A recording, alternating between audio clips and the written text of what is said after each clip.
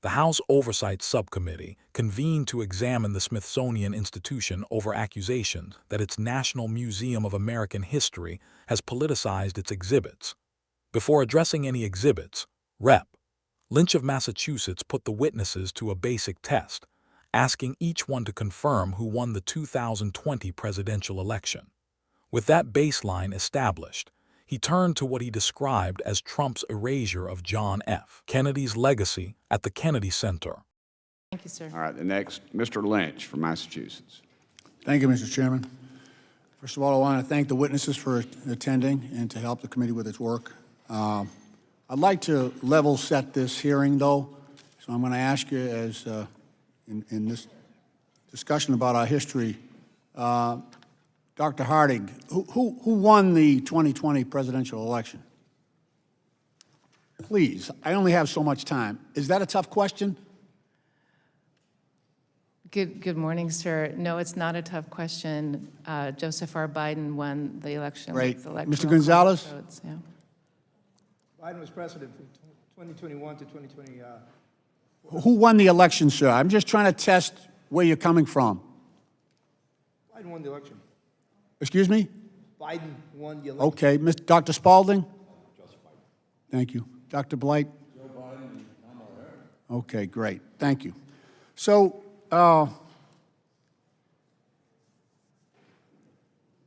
you're all keenly interested in preserving American history. I heard from all of you that you care about the facts, the evidence, the narrative. You know, as an Irish Catholic from Boston, I was in the third grade when John F. Kennedy was assassinated. And the nuns in our school made sure we understood everything about JFK's life. You know, a lot of people don't realize he's the only president to ever receive the Purple Heart because of his heroism in the Solomon Islands during the Second World War. And importantly, he and Jacqueline Kennedy were the principal founders of the Kennedy Center for the Performing Arts.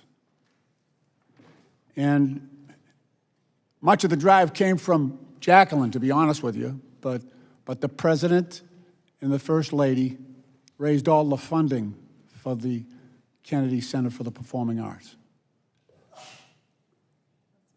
And in his life, you know, and at the end of his life, President Kennedy sacrificed everything for this country. And you know where I'm going with this. The current president came in, having nothing to do with the establishment of that institution, and put his name above John F. Kennedy's on the Kennedy Center for the Performing Arts. As an Irish Catholic from South Boston, that was stolen valor. That was stolen valor. He had nothing to do with that. And it was distortion of history. To someone who visited that for the first time, they would not know. They would not know the history of that building and the fact that it's the only building in the United States Capitol that honors Kennedy's memory and his legacy. Kennedy sacrificed everything. You know, he inspired me to get into politics.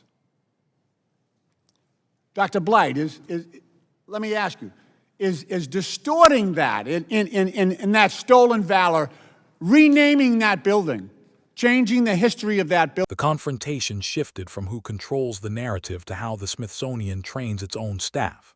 A Republican member produced what he identified as a Smithsonian-linked document, the Mass Action Toolkit, which lists objectivity and politeness as defining characteristics of white supremacy culture.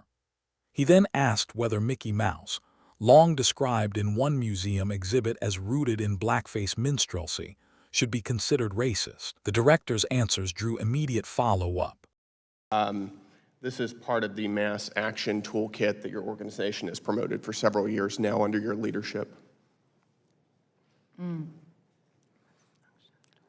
you promoting a white supremacy culture at the Smithsonian? Am I promoting a white? Ma'am, is this a difficult question?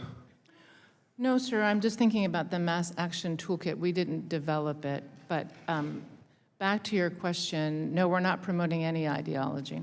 Does it concern you that your goal is objectivity, one of your goals is objectivity, and your mass action toolkit references objectivity as a defining characteristic of white supremacy culture? It's not our toolkit. It is your toolkit. You've been promoting it for quite some time, We did not come up with a toolkit, sir. but you've been promoting it. It is used as a reference, I believe, probably in 2019, 2020. Yes, under your leadership, it has been used as a reference. Is Mickey Mouse racist? Mickey Mouse is not racist. It's not racist. According to the Smithsonian Institution, one of your exhibits referenced Mickey Mouse as representing, quote, vestiges of longstanding traditions of blackface minstrelsy. Would you describe that as racist? No, the historical trajectory of the origins of Mickey Mouse tie directly So Mickey Mouse to- is rooted in racism. Is that your No, testimony? sir, it's rooted in minstrelly. Minstrelsy, you don't think that blackface minstrelsy is racist? It had certain unobvious racial overtones that have been well documented. Do you and think are that that's regrettable. problematic, that Mickey Mouse also has those racial overtones?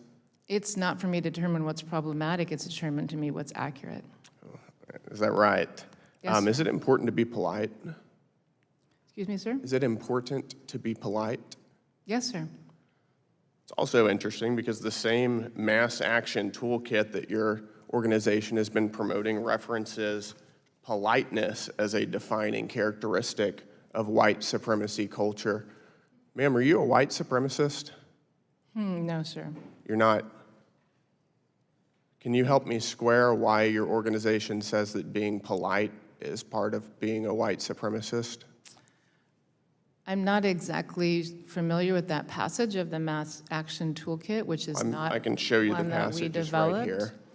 As Republican members pressed the museum on its exhibits and materials, Democrats pushed back hard. Rep.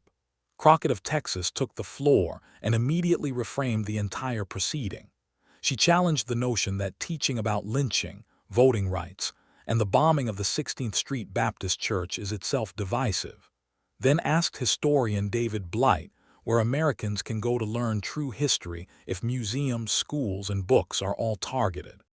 To listen to what they say and look at the evidence of what they have produced. I think you need to work with the Board of Regents to effect this change. Thank you. Mr. Chairman, I yield back. Thank you.